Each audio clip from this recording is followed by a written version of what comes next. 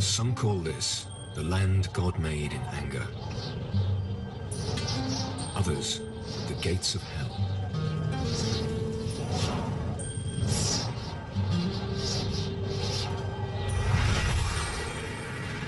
Scorching heat.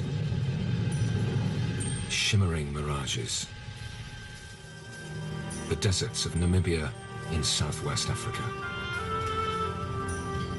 This is a hostile place. Yet there's life here in abundance.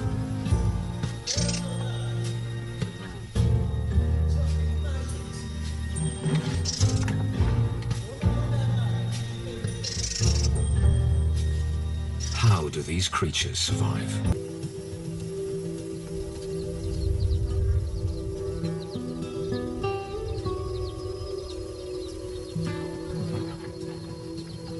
Animals this size are rare in the desert.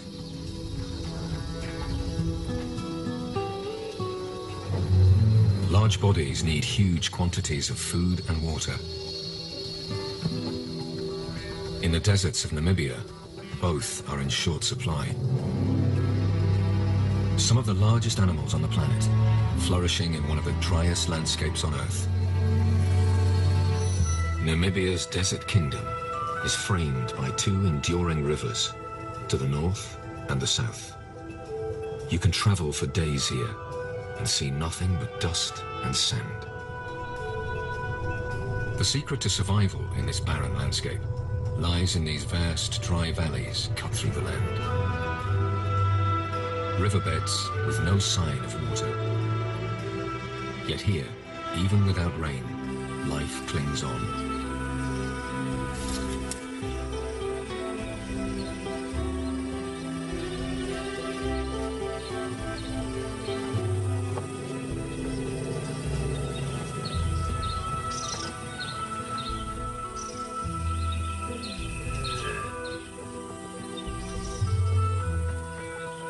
These rivers of sand are the desert's beating heart.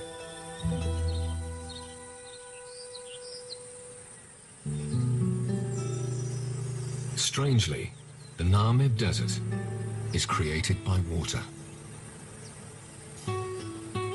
Far inland, rivers flow through the mountains.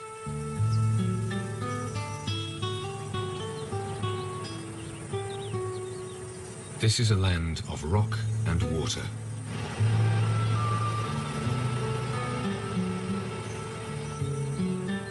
And with so much water, there's no shortage of life.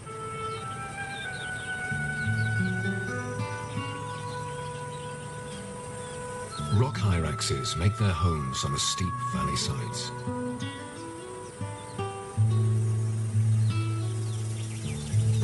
Swifts nest here by the thousand, and they're constantly on the wing in search of insects.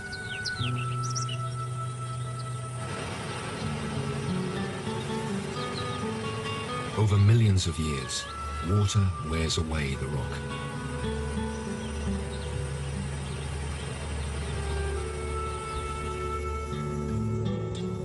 It carves deep gorges, grinds mountains into sand, and washes it down towards the sea. Eventually, sandy sediment flows from the river's mouth and settles on the ocean floor. Here, a new force takes hold. The powerful Benguela current sweeps the sand northwards along the coast and back in towards land. Tides and storms deposit it along the desert coast. Billions of tons of sand are dumped here, then driven inland by the relentless trade wind to create the vast, beautiful, and hostile dunes of Namibia's desert. No rain. No water. Just sand.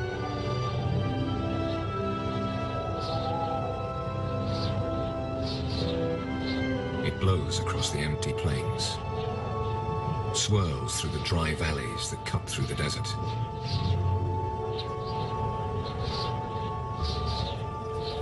The valley floor is home to creatures that could survive nowhere else here. Springbok, oryx, even elephants.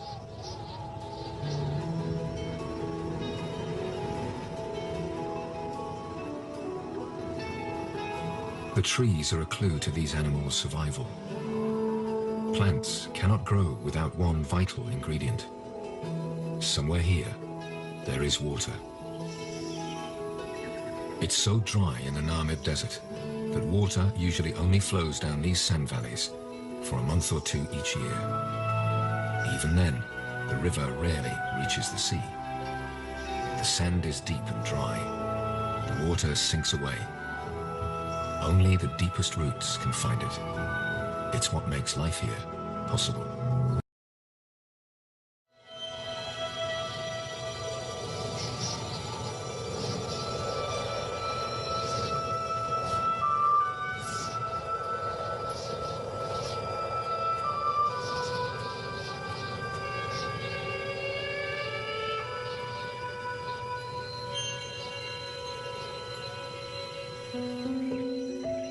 In the Sand River, in the cool of the morning, water condenses on the leaves. For one ephemeral hour, it's almost as though it had rained.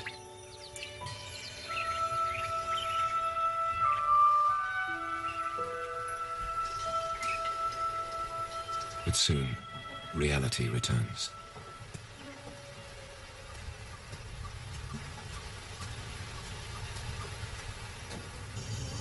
For desert giraffes, finding food is only half the battle. The hard part is winning a mate. These two males are normally content in each other's company. But when a female comes by, that changes.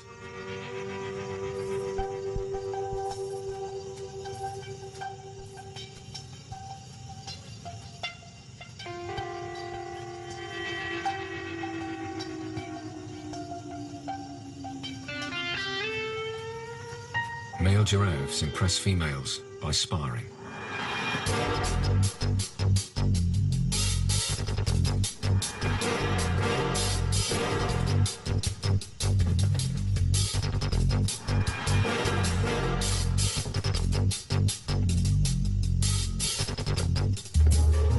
This fight is comparatively gentle. They can be brutal. The female's not impressed. She may not be ready, or perhaps she's aware that they're not alone.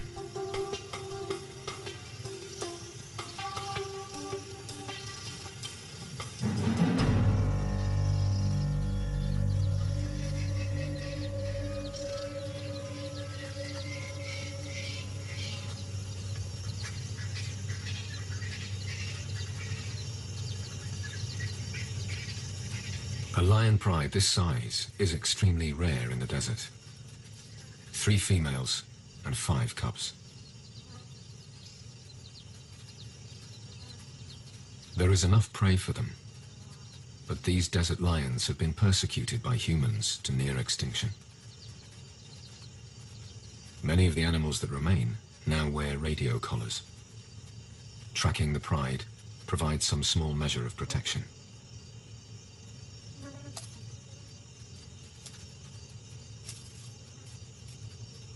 Here, for now, they are comparatively safe.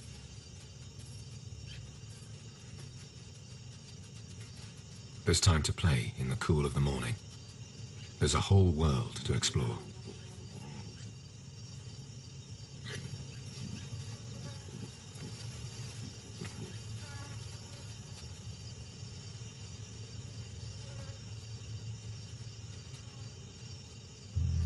But there are hard times ahead.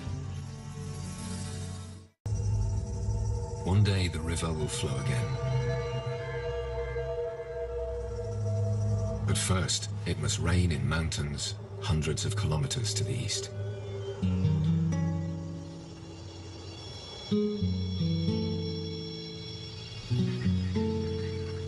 Until then, the next drink and the next meal are never certain.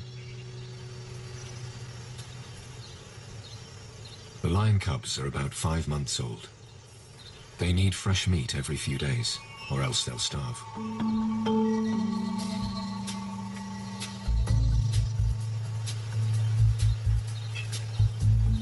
Franklins pick over the remains of the elephant dung. Ideal stalking practice for ambitious young predators.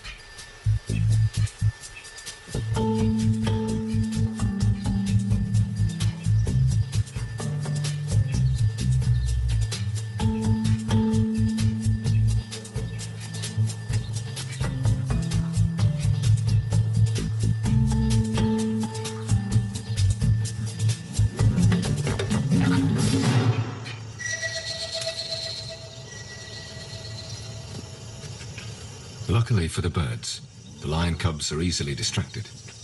These youngsters still have a lot to learn before they can kill for themselves.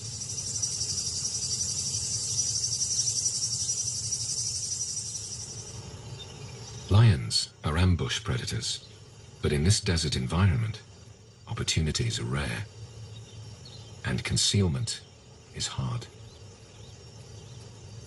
One cub can't resist and follows the adults.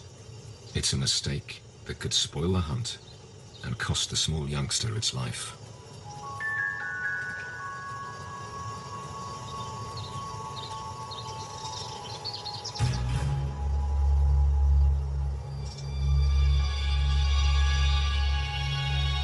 An oryx is heading towards them. An opportunity.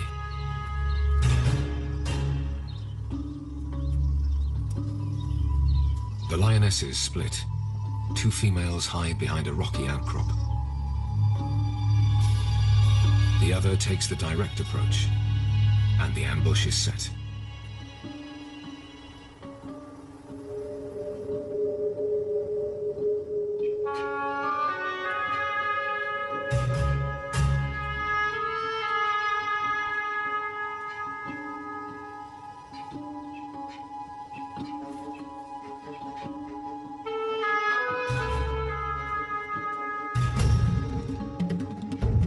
But the cub spooks a herd of springbok.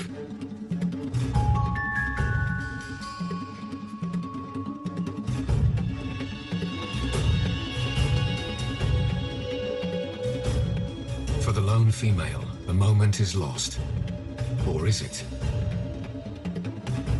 The other 2 are hidden just around the corner. For the Sand River Lions, 9 out of 10 hunts ends in failure.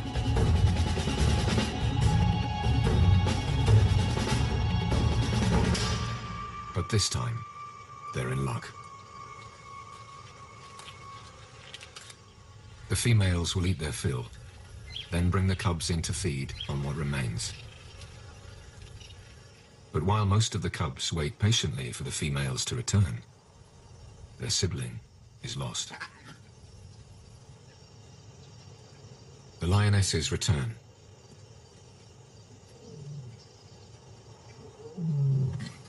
The cubs are delighted to see them, but the adults soon realize that one is missing.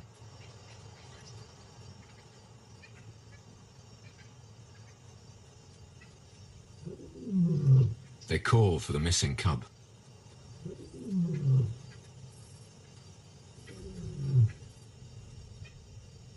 The calls have attracted the attention of 2 large males.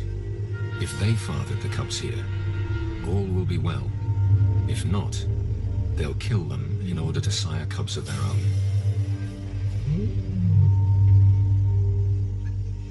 All alone in the bush, the stray cub is an easy target. Unless it finds its way back to the protection of its mother, it could easily lose its life.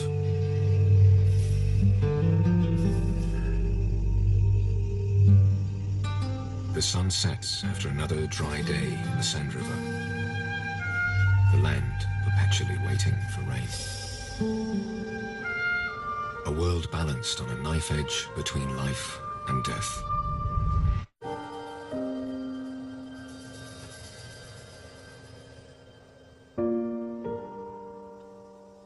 Then a new day begins, and the temperature starts to climb once more.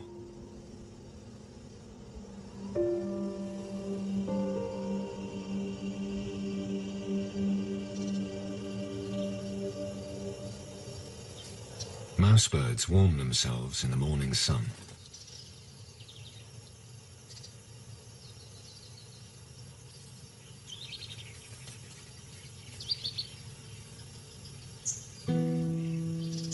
A caracal scans the desert in search of breakfast.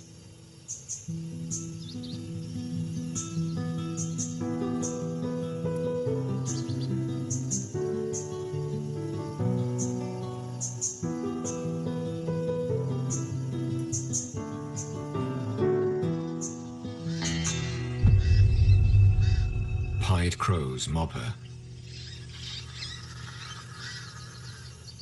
She'll take their chicks if she can find them.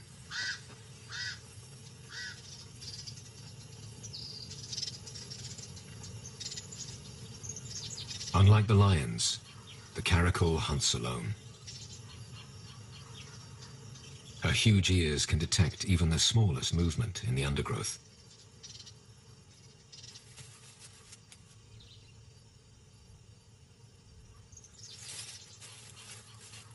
A mouse.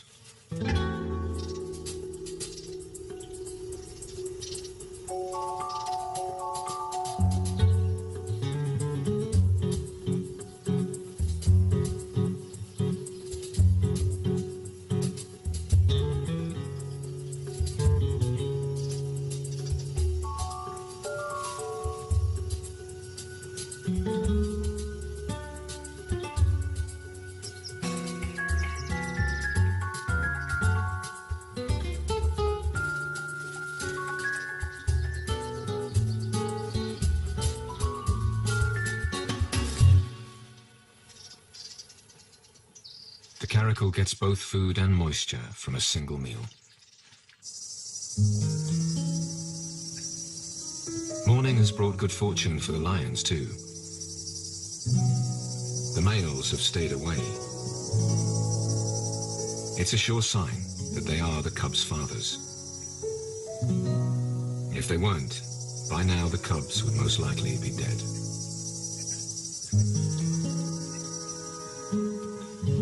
And finally, after many anxious hours, the pride's stray emerges from the dunes.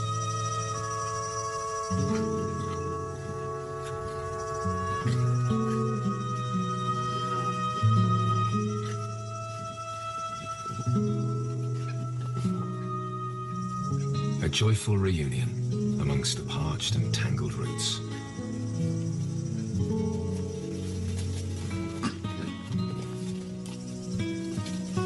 For once in this harsh land, a happy ending.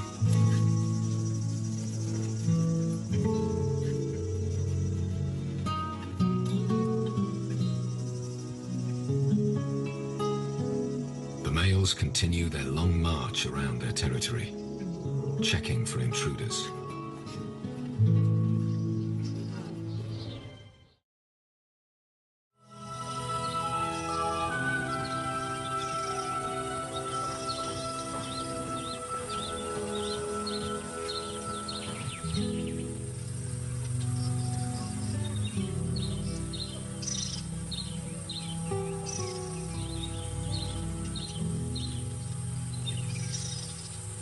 Even a full-grown bull elephant struggles to reach the good stuff.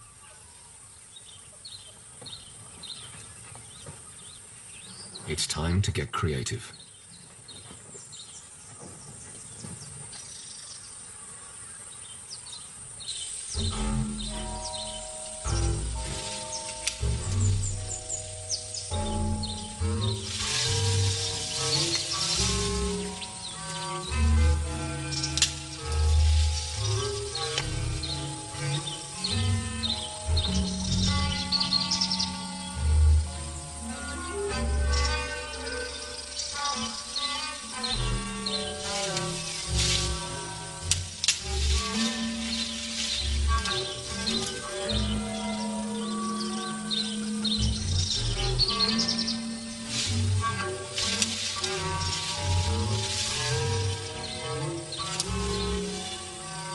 Elephants are social animals.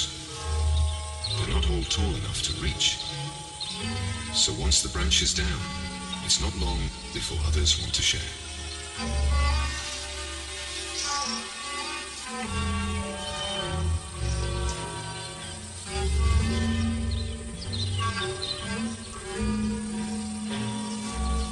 The bull's having none of it. Well, maybe he could let the youngster have just a bit.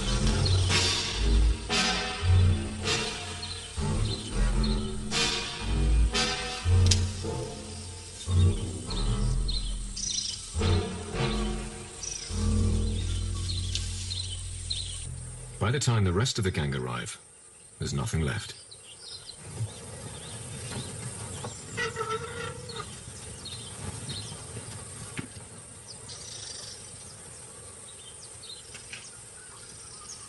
The fact that so many elephants can live here is testament to their extraordinary survival skills. The babies of these desert elephants suckle from their mothers for up to 7 years. Much longer than their cousins on the savannah. Without that, it's unlikely they'd survive. Moisture trapped beneath the sand is not the only source of water here.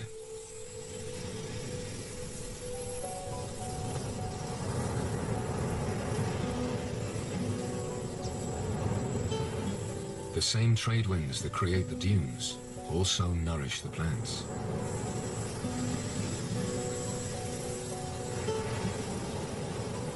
The weather along Namibia's coast is notoriously brutal. The shoreline is littered with wrecks.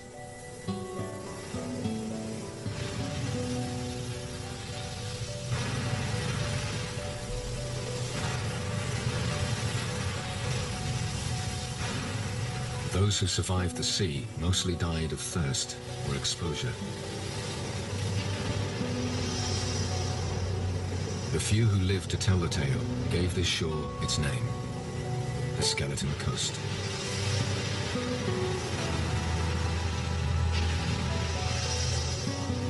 But these same currents that threaten ships also water the desert.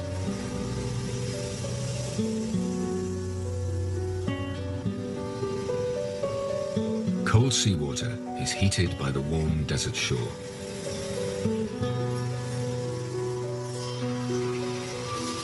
Moisture rises into the air.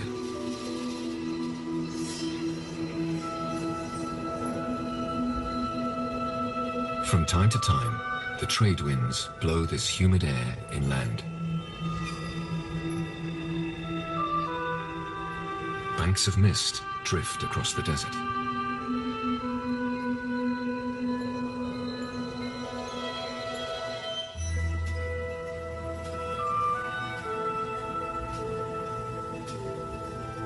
The Sand River has been dry for almost a year. And with every passing day, the land grows drier. It could be months before water flows again.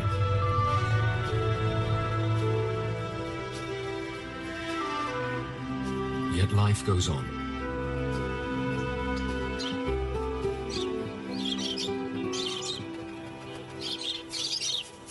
Lovebirds shelter in the shade of the rocks. There are still seeds for them to feed on, and a new generation of lovebirds to create.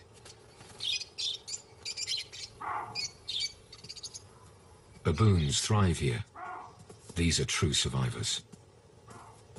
They too find shelter on the Sand River's rocky walls.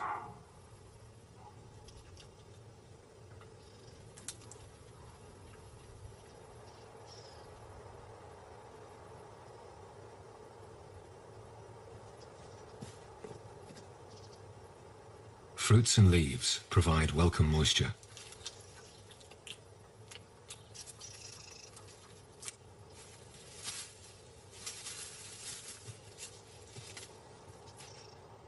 In the Sand River, food can be found if you know where to look.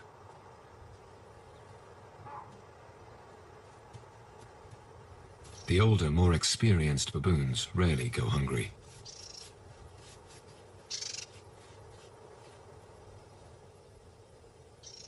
Food is not the problem. As always here, it's water.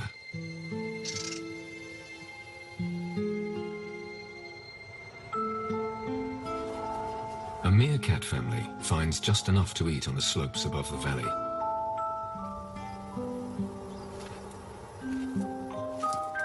They can survive here because they don't need to drink. They get all the water they need from their food. It's a small family, just 5 adults and 3 babies. It's all the land can support. Life is far from easy.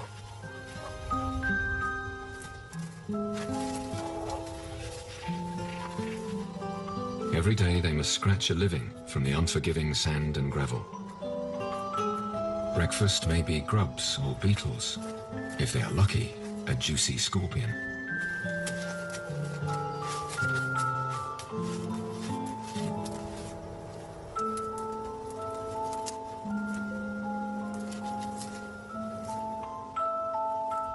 Just as the insects make it possible for meerkats to live here, so the meerkats make life possible for others. They must watch for foxes, jackals, snakes, and for danger from above. Eagles patrol these skies. This one has already made a kill. But it's not from their group. For now, the skies are safe. While the family forages, at least one always stands guard. An alarm bark. One has spotted danger.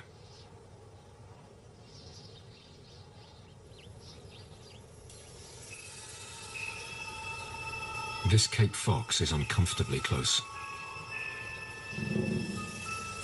He may just be resting. Or he could be contemplating breakfast.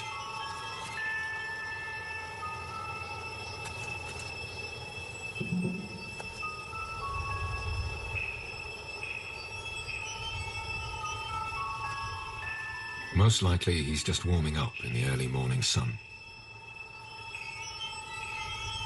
It's a calculated risk, but perhaps there is time to catch that beetle after all.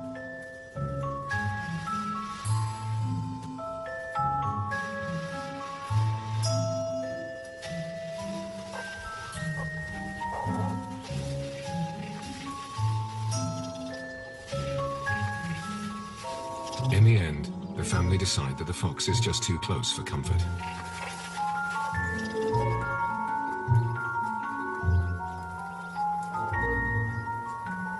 He's not going anywhere.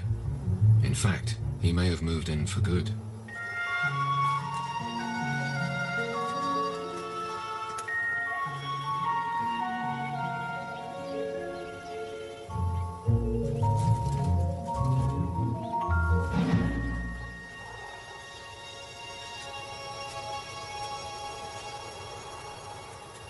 This may be a safer home.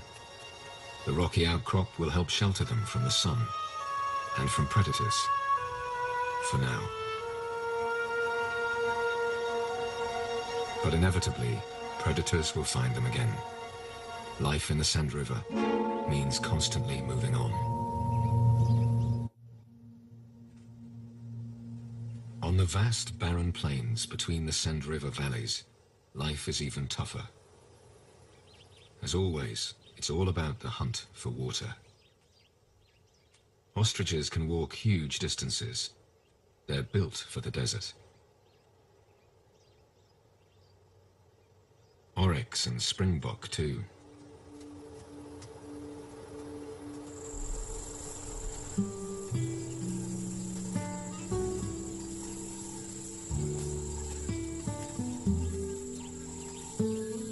They're in search of a rare desert jewel.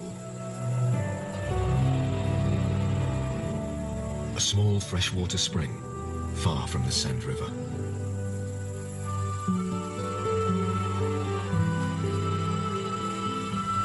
For the animals that can get here, there's a trickle of water all year round.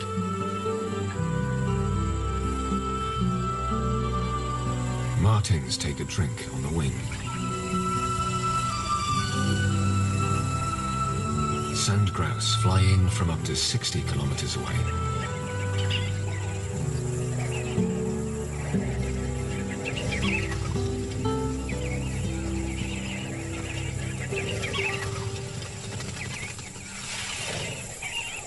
Huge flocks gather every morning.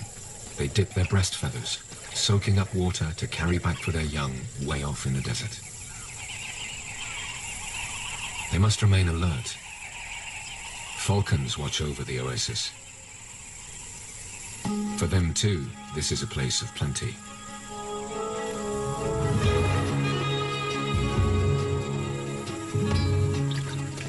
The grouse see the predator coming. They scatter.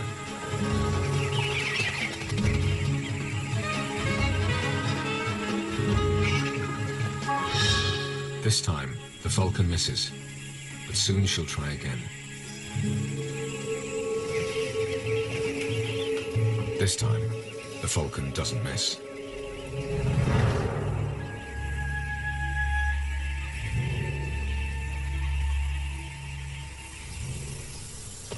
In the Sand River Valley, the elephants have developed their own unique way to get water. The trees have deep roots. They're proof that there is water here. The only problem is reaching it.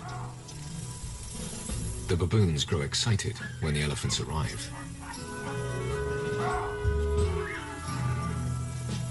They know what's coming next. The elephants are their ticket to a free drink.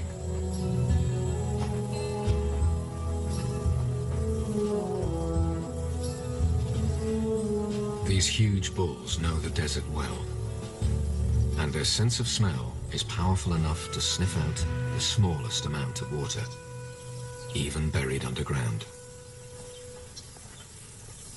When he's pinpointed the spot, the bull begins to dig.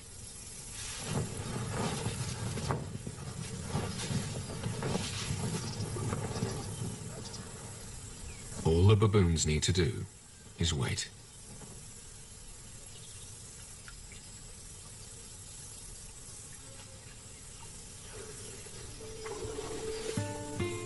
About a meter down, the elephant finds what he's looking for.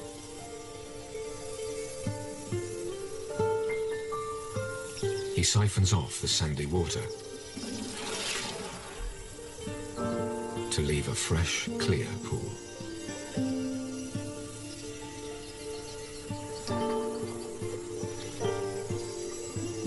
The elephants of the Sand River know all the places to dig. Most likely, they learned from their families. Elephants pass knowledge from generation to generation. It's the key to their success. The baboons wait for the elephants to leave the freshly dug wells. Even an eagle welcomes a drink of fresh water in the desert.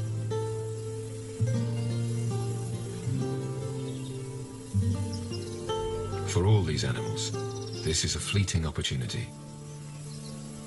All too soon, these wells will run dry.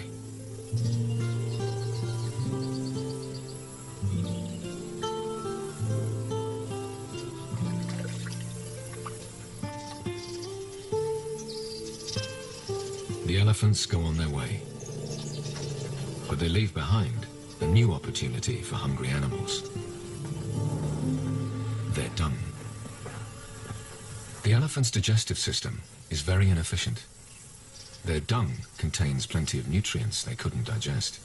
For the elephants, that means a constant search for food, while other animals feast on undigested seeds and insects that gather on the dung.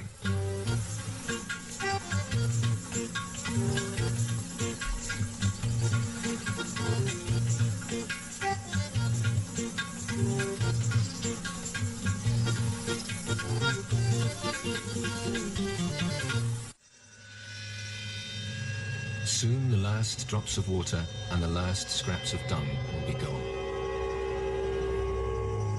searing heat scorches the desert. But in the mountains, far to the desert's east, there is change. Hundreds of kilometers away, at long last, rain has fallen. It pours through rocks and canyons and spills out onto the desert floor.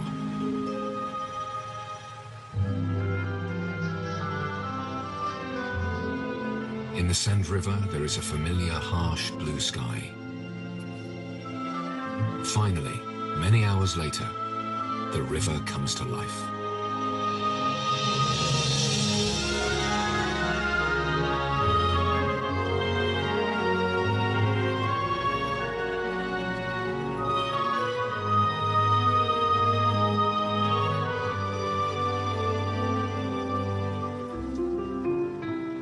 It's a meager trickle, but it's more water than this valley has seen for a year. The lifeblood of the Namib Desert.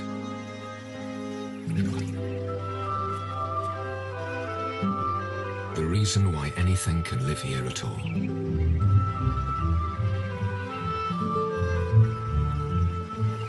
The water will soon soak away. It will pool amongst the rocks below the sand. The roots of the trees will reach down towards it. Their growth will fuel new life. The Sand River is renewed.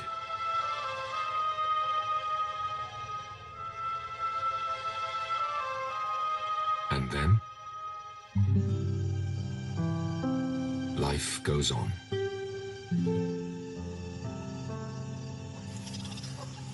The future here is always uncertain.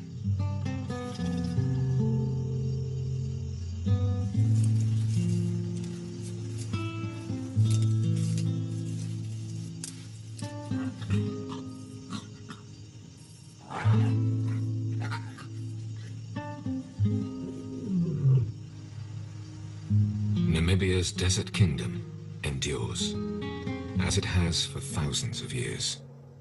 And the Sand River waits once more for the rains.